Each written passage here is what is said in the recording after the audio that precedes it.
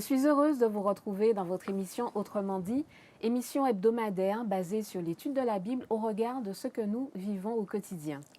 Nous abordons cette fois-ci la notion d'étranger, principalement dans le livre de Deutéronome, que nous continuons d'explorer. Et pour ce faire, je suis en compagnie de Frédéric Etena et d'Eddie Michel Carpin.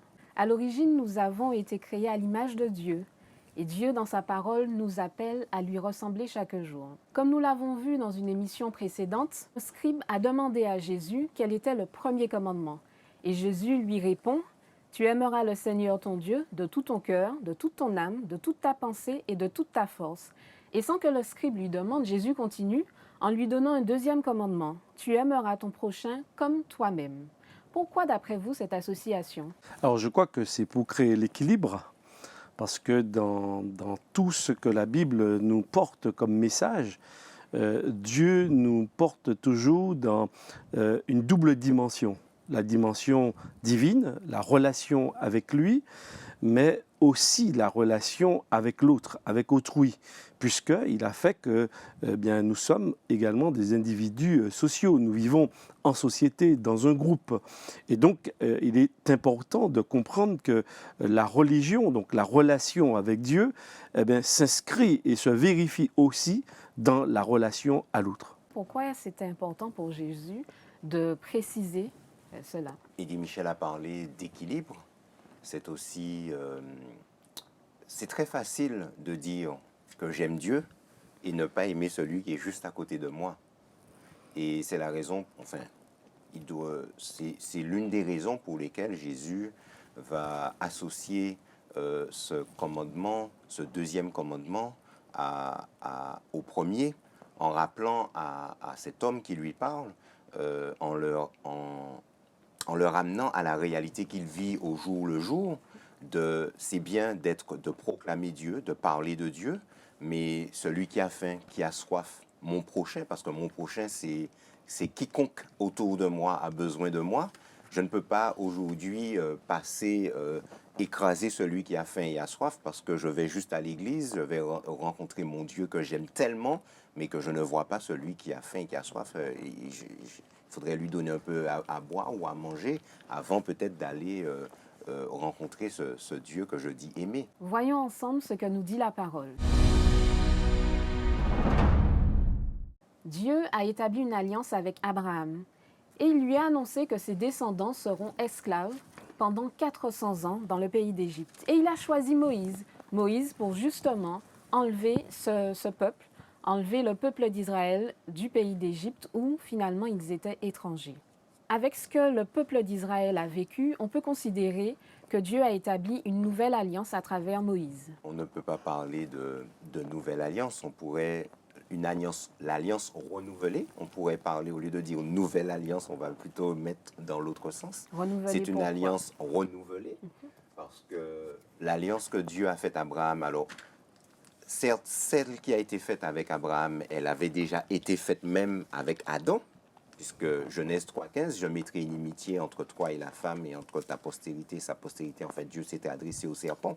Mais en même temps, Dieu faisait déjà une alliance, passait déjà une alliance avec l'humanité en la personne de Jésus qui allait venir mourir sur la croix pour le rachat de l'homme perdu. Cette alliance faite avec Abraham, c'est un renouvellement de cette alliance qui remonte à l'Éden. Et voici les enfants d'Israël qui, après être sortis du pays d'Égypte au pied du mont Sinaï, vont tomber dans l'idolâtrie la plus abjecte. Et Dieu renouvelle cette alliance avec eux. Tu parles de ce moment où le peuple d'Israël tombera dans l'idolâtrie. Qu'est-ce que Moïse faisait à ce moment-là? Où il était? Dans le livre de l'Exode, au chapitre 32, on voit que Moïse reste avec Dieu sur une période de 40 jours et 40 nuits sur la montagne. Donc Moïse reçoit un certain nombre d'instructions. Et tandis que ce temps s'écoule, le peuple ne le voyant plus revenir, eh bien, il décide de se fabriquer un dieu. Il demande donc à Aaron, frère de Moïse, responsable des prêtres, eh bien, de construire, de façonner un veau d'or. Et malheureusement, eh bien, ce peuple va tomber dans l'idolâtrie, il va commencer à adorer, il va dire à ce veau métallique, voici ton Dieu qui t'a fait sortir du pays d'Égypte. Donc on voit que c'est quand même quelque chose d'incroyable, parce qu'en moins de 40 jours, eh bien, le peuple va tomber dans l'idolâtrie et va oublier pratiquement tout ce que Dieu, l'Éternel, donc, eh bien, avait réalisé en leur faveur. Mais qu'est-ce qu'ils ont retenu finalement de tout ce que Moïse leur a enseigné? Manifestement, à ce moment-là, rien. En 40 jours, plus rien. Rien. Et ça, c'est extraordinaire parce qu'en en fait, l'enseignement a été vécu.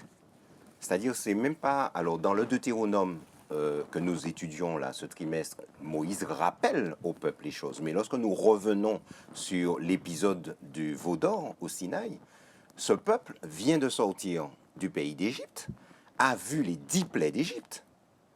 C'est un peuple qui a vu la différence entre des idoles qui sont muettes, qui ne parlent pas, qui n'agissent pas, et un Dieu réel qui a fait tout ce qu'il a dit qu'il ferait. Ensuite, ce peuple sort du pays d'Égypte, traverse un désert avec une nuée le jour qui les protège de la chaleur, qui leur apporte de la fraîcheur. Et cette nuée se transforme en colonne de feu la nuit. Mais c'est extraordinaire de vivre ça.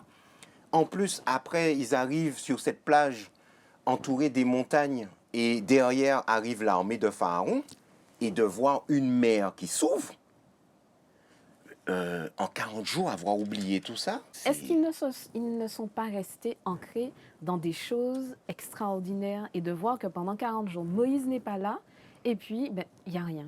Il n'y a rien, il n'y a pas autant d'événements extraordinaires. Alors, je pense qu'on ne doit pas avoir une mémoire aussi volatile, je dirais, parce que ce ne sont pas simplement des événements passagers. Il faut se rappeler, effectivement, lorsqu'ils arrivent au mont Horeb, eh bien, ils entendent aussi la voix de Dieu. Oui. Donc, non seulement ils ont vu des événements, des faits extraordinaires, mais la Bible nous dit que Dieu a voulu parler au peuple. Donc, ça veut dire que Dieu s'identifie. Dieu ne passe pas seulement par un intermédiaire, Moïse, mais Dieu parle. Mais effectivement, on voit que c'est un peuple qui est habitué aussi à ce genre de pratique. Donc, lorsqu'il se retrouve quelques jours après, il a vu effectivement ces événements, mais on a parlé des 40 jours, donc nous aussi, on est un peu... c'est-à-dire, lorsqu'on ne voit plus, lorsqu'il y a un certain silence de la part de Dieu, peut-être qu'on peut avoir tendance à basculer un peu comme le peuple, à retourner un peu à nos habitudes. Et on a le sentiment que le peuple, ne voyant plus Moïse, qui était le représentant, et en quelque part, ils n'ont jamais vu quelqu'un rester aussi longtemps, 40 jours, 40 nuits. Bon, il n'y a pas à manger, ils ne savent pas. Peut-être que Moïse est mort. Personne n'ose parce qu'ils ont entendu la voix de Dieu, donc ils ne savent pas. Mais en tous les cas, ce qu'on observe, c'est que malheureusement, ce sera une expérience vraiment douloureuse, en tous les cas, pour ce peuple d'Israël, vis-à-vis de ce Dieu libérateur. Moïse redescend. Il redescend avec 2 tables de pierre sur lesquelles sont gravés les 10 commandements.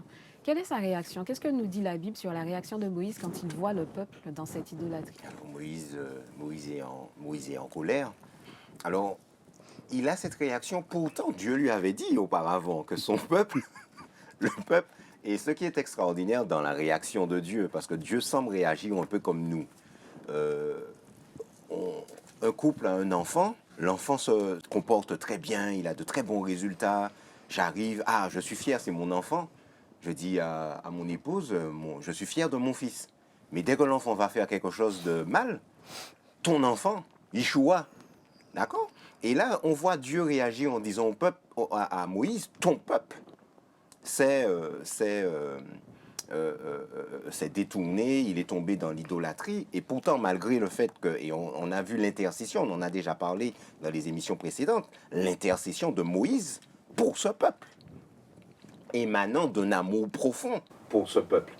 Et pourtant, Moïse, à la vue du spectacle qui s'offre à lui, peut-être parce qu'il ne s'était pas imaginé la profondeur de la débauche dans laquelle ce peuple était tombé, quand il voit casse les tables par terre. Il les fracasse par terre, carrément. et reprend le peuple. Oui, parce que certainement Moïse était loin d'imaginer. Dieu sait ce qui se passe, Moïse entend des bruits, mais le texte nous précise qu'effectivement, Moïse, par exemple, Exode 32, verset 15, Moïse redescendit de la montagne, les 2 tables de témoignage à la main. Donc, c'est quelque chose d'une valeur incroyable, écrite du droit de Dieu. D'accord? Et le texte poursuit en disant, verset 19, « Comme il approchait du camp, il vit le tourbillon et les danses. Alors Moïse se mit en colère. » Là, cette fois-ci, c'est plus Dieu qui est en colère, parce que précédemment, Dieu et Moïse va chercher à apaiser Dieu. Et là, Moïse, là, il dit, c'est pas possible. C'est pas possible que le peuple ait fait ça, parce qu'il voit. Donc, lorsqu'il voit, là, son attitude change et là, il est en colère. Et c'est très intéressant de voir que Dieu, par Moïse, eh bien, va rappeler aussi à cette nouvelle génération cet épisode. Donc oui, en quelque part, il y a une alliance brisée, d'une certaine manière. Le fait de casser ces pierres, Moïse dit, mais en fait, vous êtes en train de rejeter tout ce que Dieu vous propose. Mais heureusement, le texte nous précise également que Dieu va dire à Moïse de façonner de nouvelles tables, de venir, et il va à nouveau écrire sur les tables de pierre. Donc oui, on est dans un renouvellement continu de cette grâce, de cette alliance avec Dieu, parce que Dieu ne se résout pas en fait à laisser le peuple libre de ses mauvais penchants, parce qu'il sait qu'il va, et c'est une question de vie ou de mort. Donc Dieu, en dépit de l'attitude, de la rébellion du peuple, eh bien, il revient. Et il renouvelle l'alliance. Dans cette alliance renouvelée, il est question de circoncision du cœur. Je pense, tant pour Moïse que pour le peuple, il y avait certainement un certain nombre d'enseignements à tirer. Comment on peut comprendre ce terme, en tout cas cette expression, la circoncision du cœur? Alors la circoncision fait appel à un acte physique que Dieu a institué lorsqu'il avait renouvelé cette alliance avec Abraham. Et tout mâle devait être circoncis à 8 jours. Et la circoncision, c'est un acte qui consiste à couper le prépuce au niveau du pénis de l'homme. Et comment pourrait-on comprendre quand Dieu parle de circoncision du cœur? Alors bien entendu, il s'agit d'une image, comme il y en a de nombreuses dans la parole de Dieu. Il ne s'agit pas de prendre au pied à la lettre cette déclaration, et le cœur n'a pas de prépuce. Alors moi, je suis bien placé pour le savoir. Et il ne s'agit pas d'aller couper le prépuce comme certains pourraient le croire au niveau du cœur. Mais c'est une image que Dieu prend pour parler de la nouvelle disposition que nous devons avoir vis-à-vis de sa parole, vis-à-vis de lui, vis-à-vis de notre positionnement quant à ce qu'il représente. Puisque Jésus, quand on lui pose la question « Quel est le plus grand commandement ?» et quand Moïse a dit aussi au peuple, a amené le peuple à aimer Dieu de tout son cœur, de toute son âme, de toute sa force et de toute sa pensée, Moïse commence par présenter Dieu. « Écoute, ô Israël, l'Éternel, ton Dieu, est le seul éternel. » Et Jésus, quand la question lui sera posée par le scribe également, reprend exactement Deutéronome 6, parce que c'est l'Éternel. L'Éternel qui a parlé, c'est Jésus qui a parlé. Donc il reprend cette notion de l'Éternel, ton Dieu, est le seul Éternel, d'abord. Et quand il le dit au peuple, ça fait écho pour un peuple qui a vu tous ces prodiges que l'Éternel a fait. Et comment faire ces prodiges Comment réaliser tous ces prodiges si on n'est pas Dieu? Dieu seul pouvait réaliser ces prodiges. Et alors là, Moïse invite le peuple, là maintenant, par rapport à ce qu'il a vu de Dieu. Aime ce Dieu-là. Apprends à t'attacher à lui. Donc la circoncision du cœur, c'est une façon de dire, je ne veux pas que vous fassiez les choses juste pour les faire. C'est comme aujourd'hui un enfant à qui on va inculquer des règles. Mais on peut inculquer un enfant des règles, soit dans la terreur, on peut lui inculquer les règles, tu fais comme ça, un point c'est tout. Et on peut lui inculquer les règles dans l'amour. Et c'est différent. Ça n'a rien à voir. Et c'est ce que Dieu veut. Cette circoncision du cœur, c'est une disposition du cœur à aimer Dieu et à lui obéir une fois qu'on l'aime. Et obéir par amour, c'est la plus belle des choses. Alors le peuple d'Israël a été étranger dans le pays d'Égypte. Et Dieu lui demande d'aimer les étrangers, quand il dit « aime ton prochain comme toi-même », qu'est-ce que le peuple d'Israël peut comprendre, eux-mêmes qui ont été étrangers dans le pays d'Égypte, et comment ça doit se manifester? Alors, j'aimerais lire simplement le texte de Deutéronome, chapitre 10, à partir du verset 16, où il est question de circoncision. « Vous circoncirez donc votre cœur, et vous ne vous montrerez plus rétifs, car le Seigneur, votre Dieu, est le Dieu des dieux, le Seigneur des seigneurs, le Dieu grand, vaillant et redoutable, qui ne fait pas de favoritisme et qui n'accepte pas de pot de vin, qui défend le droit de l'orphelin et de la veuve, qui aime l'immigré et qui donne du pain, et qui lui donne du pain et un manteau. Vous aimerez l'immigré, car vous avez été des immigrés en Égypte. » Donc, ce texte que tu cites s'inscrit justement dans une logique présentée par Dieu. Et Frédéric parlait tout à l'heure d'éducation, mais c'est vraiment cela, c'est-à-dire que Dieu ne donne pas d'instruction sans explication, sans montrer le cheminement qui amène justement à cette conclusion et à cette décision de pouvoir aimer l'étranger. Pour aimer l'immigré, eh bien, on se rappelle simplement de sa propre histoire. Premièrement, Abraham a été immigré parce qu'il est sorti de Ur en Chaldée, il était justement natif d'Ur en Chaldée, et Dieu lui a fait une promesse, mais dans un autre territoire. Et Abraham était en Canaan étranger. Et donc lui, c'est très intéressant parce qu'il sort maintenant d'Égypte, il était immigré parce que ce n'était pas le plan de Dieu. Donc le plan de Dieu devait se réaliser avec lui en Canaan, mais Dieu lui dit « Attends, je te donne cette terre qui est désormais ton territoire, mais pour que tu comprennes le rapport que tu dois entretenir avec les autres, il ne faut pas oublier ton histoire. » Donc c'est vrai que Dieu est vraiment un pédagogue. Dieu ne sort pas une loi simplement comme cela. Non, Dieu lui dit, tu as une histoire et ton histoire, ne l'oublie pas, parce qu'elle te permet aussi d'agir et d'interagir avec les autres. Donc l'immigré, pour moi, c'est d'abord celui qui n'est pas sur son propre territoire, celui qui est de passage, celui qui vient trouver asile peut-être chez toi. Eh bien, Dieu, ici, rappelle qu'il est un Dieu intègre. Il rappelle qu'il fait droit aux opprimés, aux veuves, aux orphelins. Mais Dieu aime aussi. Et le texte est précis. Il aime, j'aime aussi l'immigré. Donc voilà pourquoi. Parce que Dieu aime l'immigré. Parce que Dieu dit au peuple d'Israël, eh bien, je suis saint, donc tu seras saint. Donc Dieu l'invite à être comme lui, à le représenter, à le refléter. Eh bien, tu aimeras aussi l'immigré comme moi j'aime l'immigré. Donc c'est intéressant de voir que l'amour que Dieu réclame du peuple pour l'immigré, c'est l'amour que lui-même il porte. Donc Dieu ne demande pas aux individus de faire des choses que lui ne fait pas. C'est très intéressant. Donc je trouve que c'est équilibré dans le message que Dieu nous porte en tous les cas au travers de sa parole. Et aujourd'hui, est-ce que nous avons contact avec des immigrés ? Nous entendons parler de tout ce qui se passe dans certains pays, notamment pour des événements plus récents en Afghanistan, par exemple. Mais n'oublions pas que sur notre terre se jouent aussi des drames assez régulièrement du côté du prêcheur, avec des personnes qui fuient en Haïti, par exemple, des personnes qui rentrent de Sainte-Lucie. Donc nous avons aussi affaire à ces personnes.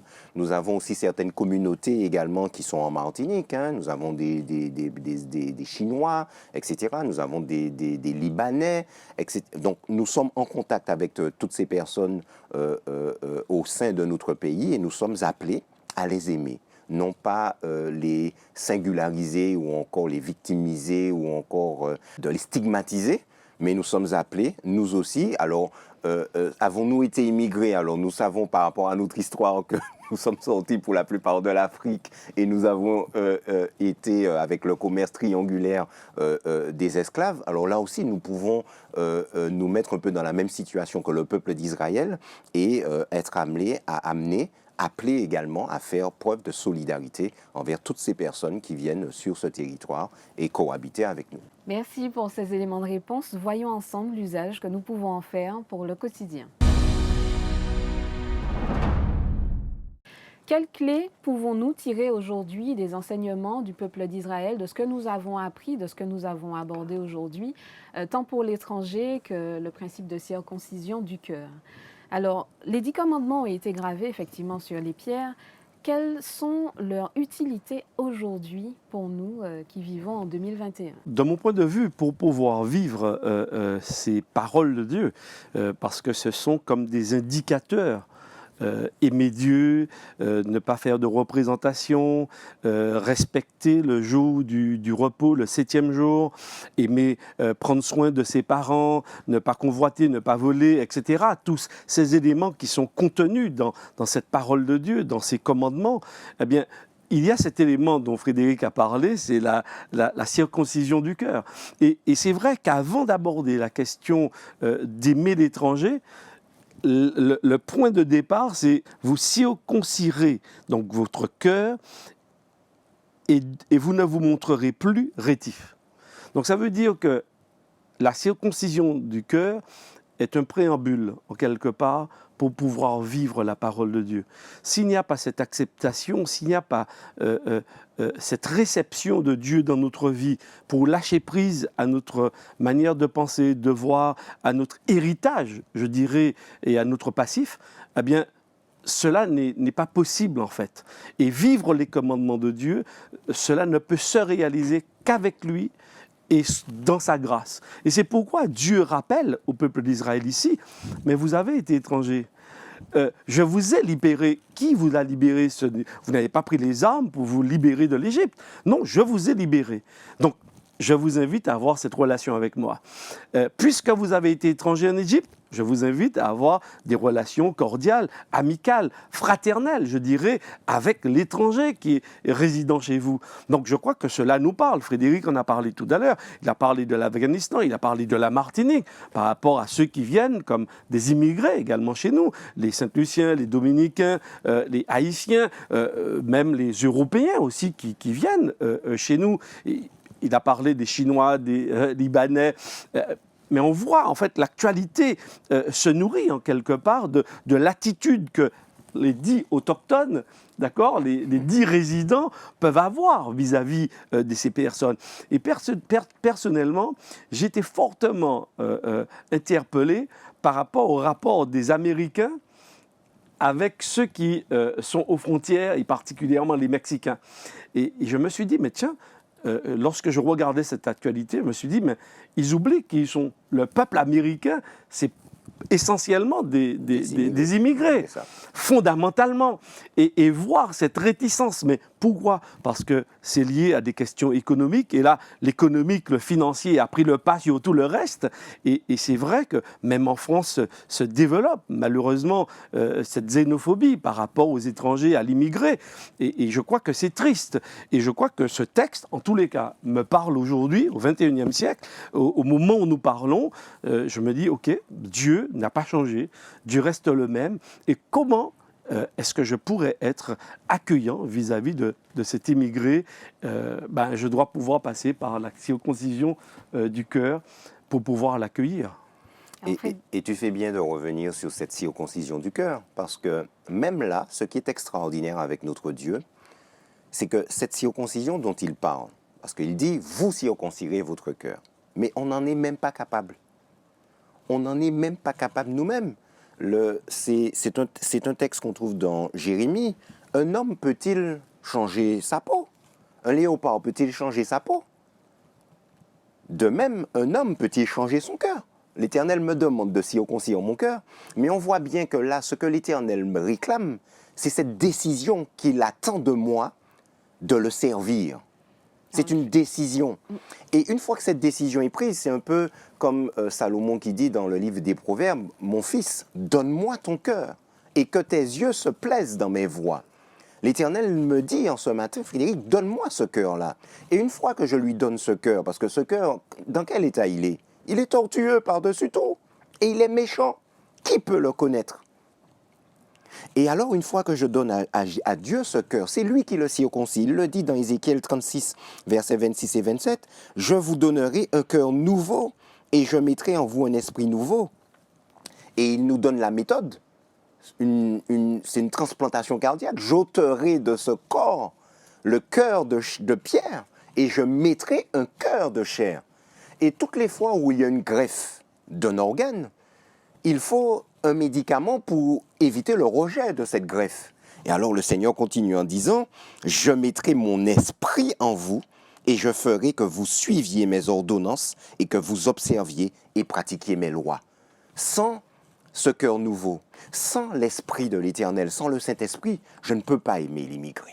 Est-ce qu'il faut, comme pour des enfants, passer par un certain nombre d'épreuves, j'ai envie de dire, passer par des événements qui nous permettent d'acquérir ces enseignements? Est-ce que c'est un passage obligé ou bien est-ce qu'on peut simplement lire et puis se dire « Ok, j'ai compris, j'y vais ». Alors, c'est une grande question. Ce n'est pas toujours facile parce que chacun de nous, on est différent et on réagit différemment aux événements, comme exactement les enfants. Il y a des enfants, vous leur parlez simplement et vous n'avez pas besoin de faire grand-chose avec eux. Et ils vont réaliser ce que vous demandez, il n'y a pas de problème. Il y a d'autres, eh bien, cela va passer par contre par des difficultés, des détours. Cela peut passer par des tapes, cela peut passer par des coups de ceinture, parce que c'est... Mais il y a d'autres, vous n'avez pas besoin de... Donc, je dirais que ce n'est pas, de mon point de vue, dans ma lecture du texte biblique, ce n'est pas une obligation.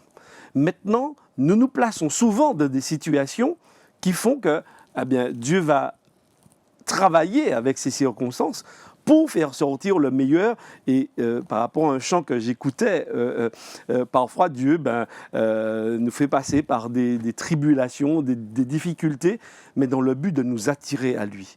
Donc l'épreuve, la difficulté, eh bien, est aussi un moyen, et je ne dis pas que c'est le seul moyen, mais c'est aussi un moyen, pour ceux qui peuvent entendre, peuvent écouter, parce qu'il y a des enfants, les coups, ils ne vont jamais accepter, ils vont surtout se rebeller, et ça va déborder sur la délinquance, etc.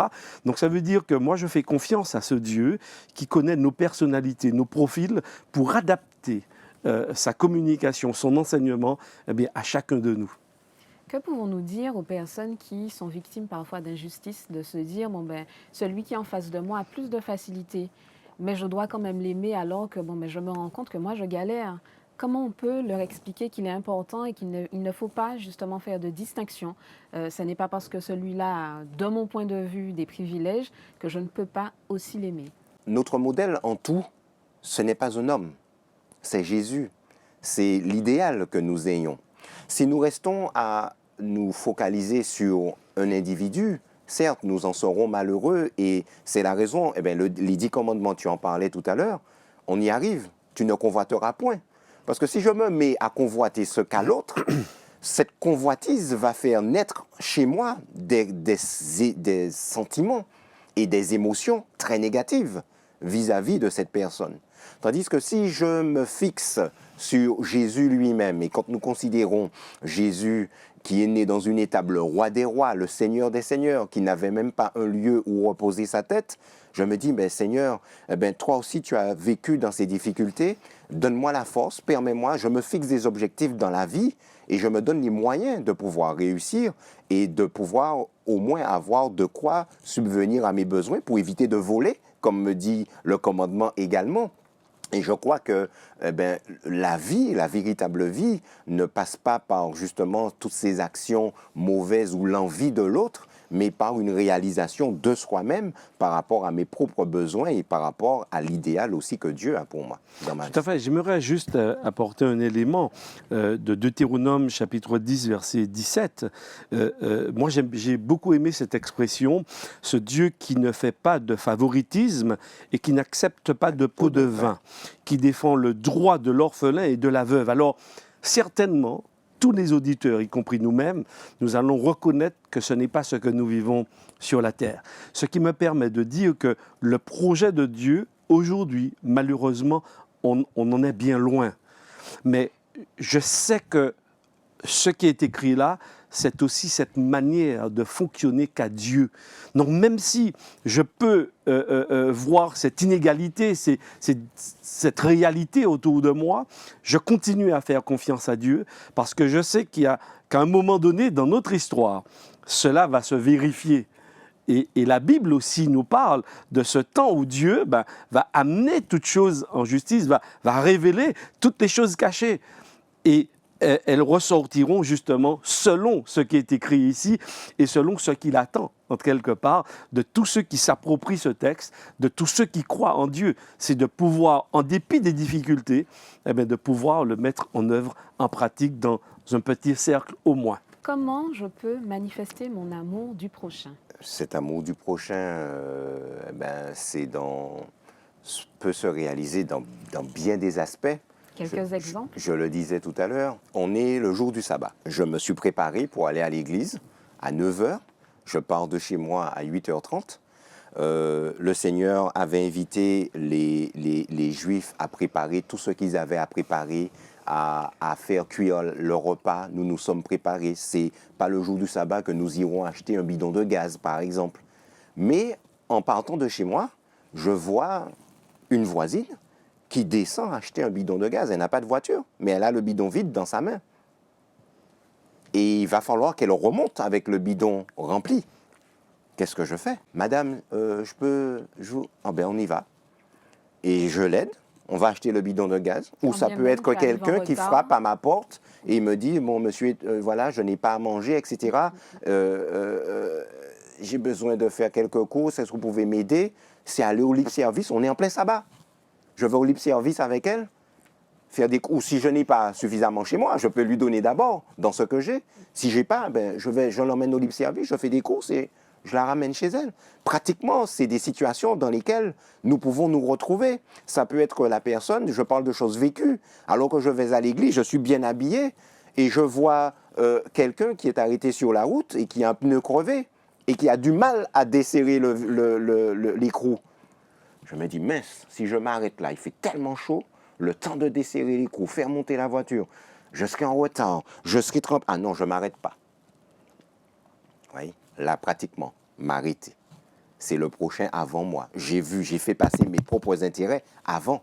Mais si, comme me dit Paul, de faire passer son intérêt avant le mien, je m'arrête, tant pis pour ce qui arrive après, mais je l'aide à changer son pneu. C'est un exemple. Personnellement, il y a, et j'invite vraiment nos auditeurs à avoir aussi ce cheminement interne avec Dieu. Alors, pour parler précisément des immigrés, moi je prie Dieu pour que, premièrement, quand je suis en face d'un individu, je ne regarde pas la couleur de sa peau, son accent, son origine. Mais ça, c'est l'œuvre de Dieu. On en parlait précédemment. En tant qu'être humain, bien sûr, c'est ce qui va attirer notre attention. Et systématiquement, ça change la donne. On change de comportement, on change d'attitude. Et notre actualité, en fait, est pleine de ce genre de choses, parce que tout de suite, on reporte à l'immigré. On a souvent tendance à croire que l'immigré nous vole, nous prend quelque chose qui nous est dû. Eh bien, personnellement, je prie déjà Dieu. Il y a déjà un travail interne pour que dans la relation ensuite, les choses bougent. Mais il faut le vouloir vraiment que Dieu réalise son projet dans nos vies. Et c'est là où Dieu a été en difficulté aussi avec le peuple d'Israël, c'est que il s'est souvent montré avec le couade, avec la nuque dure, ne pas accepter justement le projet de Dieu et laisser Dieu faire. Mais je crois que c'est l'un des éléments, en tous les cas, qui peut nous permettre d'évoluer et d'être beaucoup plus en paix, apaisé, accueillant vis-à-vis de l'immigré. Merci. Nous comprenons effectivement qu'il faut rester accroché à Dieu pour qu'il nous aide à transformer nos cœurs, qu'il nous aide à avancer, à appliquer tout ce qu'il nous demande dans sa parole. Merci Frédéric. Merci Eddy Michel. Nous vous remercions de nous avoir suivis. Nous savons que ces émissions vous font du bien. N'hésitez pas à vous abonner et à les partager autour de vous. À très bientôt dans votre émission Autrement dit.